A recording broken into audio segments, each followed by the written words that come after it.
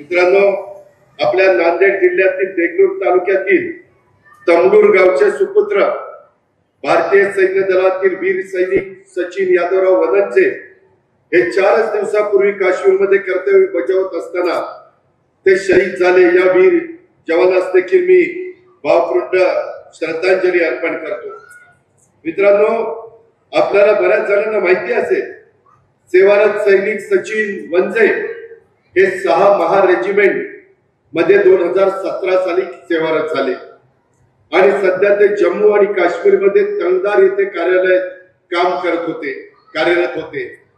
शहीद जवान हे देगलूर तालुक्यातील तमलूर येथील रहिवासी।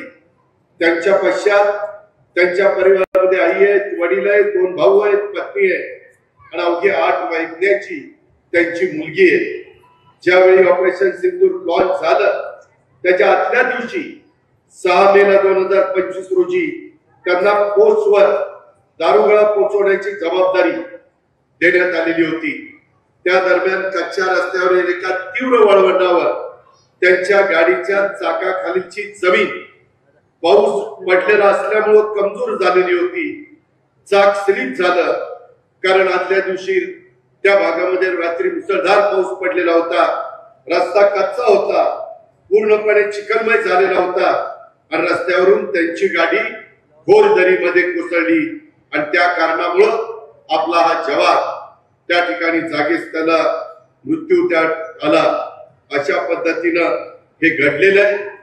सगळ्या जवानांच्या पाठीशी आपण मजबूतीने उभं राहतो। त्यांचा अंत्यविधी 9 तारखेला करण्यात आला।